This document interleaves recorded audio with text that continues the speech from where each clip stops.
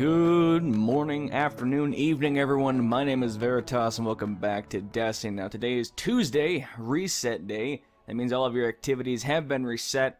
Destiny went through some maintenance earlier today, so if you couldn't sign on, that should have fixed it.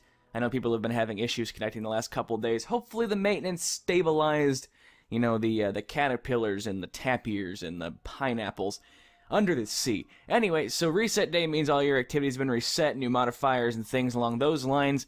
Let's start off with the Crucible like we usually do. The first thing you're going to jump into on your director here is doubles, competitive multiplayer, fun.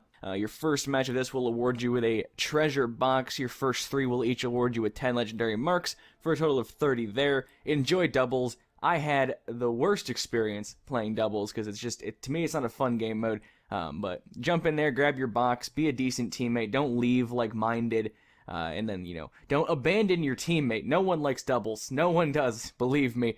Weekly story playlist this week has Light Switch and Airborne. Light Switch has not been around in quite a while. I don't think it's in any of the new activities. It's a ye olden modifier that increases the damage of enemy melee attacks. So it's basically Brawler for the enemy team, whereas Brawler was Light Switch for us. So Light Switch increases enemy melee damage, and Airborne means you do more damage while in the air.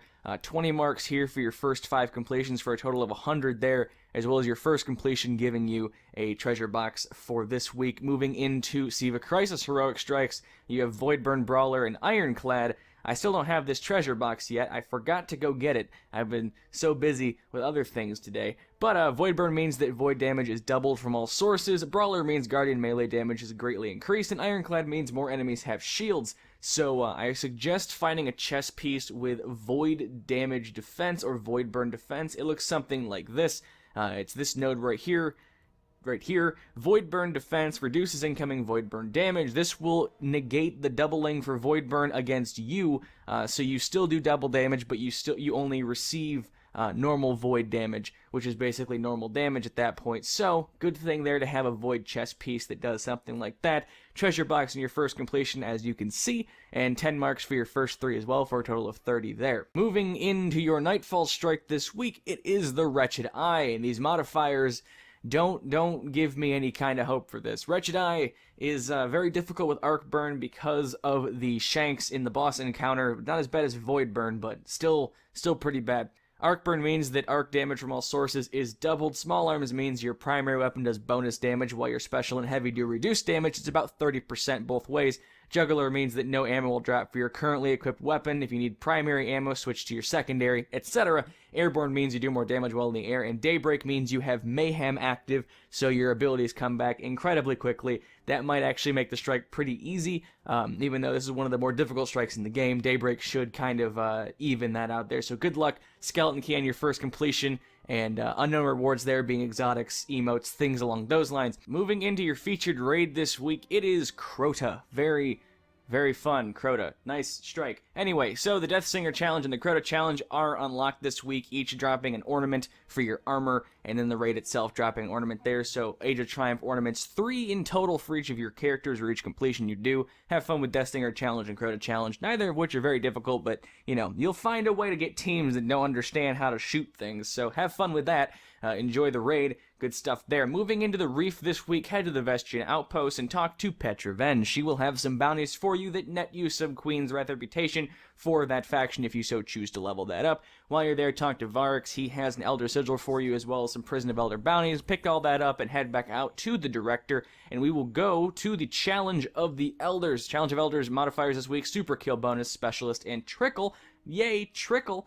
Super Kill bonus means Super's kills will, you know, give you bonus points for your Elder Sigil. Good stuff there. Specialist means your special weapon does bonus damage, while your primary and heavy do reduce damage about 30% both ways. And Trickle means all of your stuff goes away once you use it. So if you throw a grenade, it's not coming back, because that Trickle makes all of your regeneration nonsense take forever and a half. Legendary Engram there, as well as 30 marks in total for your first 3 completions. Have fun if you want to do that. Trickle makes everything awful. Heading to the tower this week, go down and talk to Lord Shax. He will have 2 bounties for you. I believe those are for Supremacy and Control. Weekly Crucible bounties, those drop Nightfall tier rewards, so go ahead and grab those and enjoy doing that. While you're there, talk to Commander Zavala and get your 3 weekly Vanguard Elite bounties, the sunrise of which can drop the Year 3 exotic sniper rifle Icebreaker. Once you've done all of that, go ahead and head back to orbit, and we will go down to Earth and head to the Iron Temple, because that's the last place we have to go this week to talk about bounties, quests, and other things you could or could not be purchasing. I will see you in a moment in the Iron Temple. Arc Burn means that all arc damage from sources is doubled, or all damage from arcs. I'm very confused with myself. Anyway, Arc Burn means that Void... Jesus Christ. Alright, here we are inside the Iron Temple. Felwinter Peak, go ahead and down here and talk to Shiro 4. He will have some quest line and bounties for you. Some quest line, that's how English works. This Corrupted Land Plaguelander is the quest line in question, and this thing is actually pretty lucrative in terms of the reputation you get for completing it, so I always recommend knocking this out when you can. Plaguelander requires you to complete 15 patrols in the Plaguelands, kill patrols, assassinations, and quarantine. Assassinations, a fancy word for VIP. 5, 3, and 3 there. Enjoy knocking that out. Actually, a very good quest line to do every week. I've started doing it again because it's got a lot of reputation behind it, especially when you do the Nightfall first. Always do the Nightfall first. 25% bonus there to experience reputation gains is actually very much worth it. Together we rise, pull the plug, Archon's Forge Captains and Archon's Forge Shanks this week. So public events of the Plaguelands, Fallen Majors and Ultras, Captains and Shanks inside the Archon's Forge. Very easy there. 500 reputation, unmodified, about 630 something with the Nightfall buff. Recommend doing that every week. Go ahead and grab those 4 and knock those out. My HUD's still disabled. It's going to tell me every time I hit start and unstart, because that's a feature in the video game. When you're done with that, go ahead and head up here and talk to Tyra Karn. She will have a questline for you, as well as some artifacts that might pique your fancy. That's even how that sentence is said. This thing is Artifacts the Iron Lord. Artifacts the Iron Lord's a questline that can be completed inside the Plaguelands alongside Shiro's questline and bounties. It's for killing stuff in the Plaguelands, so go kill a bunch of stuff. Eventually you'll get that done. It's basically just killing things in the Plaguelands, and that will give you a token, an Iron Lord Legacy, that you can use to purchase Memory of Scory, Radagast, or Gellion are the options this week for you there. I strongly recommend picking up Memory of Gellion for knocking out stuff in the Crucible. Granting a detailed radar and having it persist even when aiming down primary weapon sights is very useful for the Crucible, especially if you're using something like the No Land Beyond. Or anything else, really. I love using Gellion inside the Crucible. Scory is okay. It's not as good as it used to be, thanks to the Crucible, interestingly enough. Then Radagast is probably your most useless one this week, reflecting with swords. Not super helpful there. So Scory, if you really want it, or Gellion, that's my recommendation. The stat rolls for these are in the top right-hand corner for the next few seconds, just in case you're curious about the stat rolls on that. Alright, that's going to be pretty much it for me for weekly reset stuff. I think I mentioned pretty much everything. That's gonna be it for me. I gotta go do that thing. So future me will open some loot boxes here in a second for you, but it's gonna be an agonizing 20 or so minutes while I go get through a strike. So I'll be back in a second. Go ahead, future me, open those loot boxes sometime around now. Thank you, past me. We finally went and got our boxes to open. All 3 of them now sit here. Strikes are fun, actually. Void Burn's actually really enjoyable when you have a team that helps you.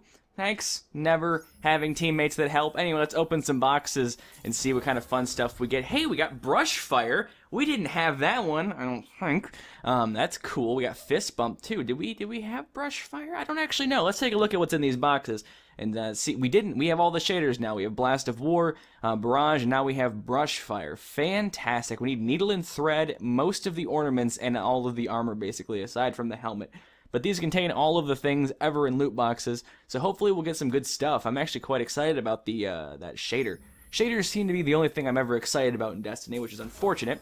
Hey, we got boots! This is going wonderfully. We got a new shader, we got boots. If we could only get, like, gauntlets, it'd be, like, super perfect. Nope, we're gonna get a Snowdrake, because that's how the world works. But let's go ahead and take a look.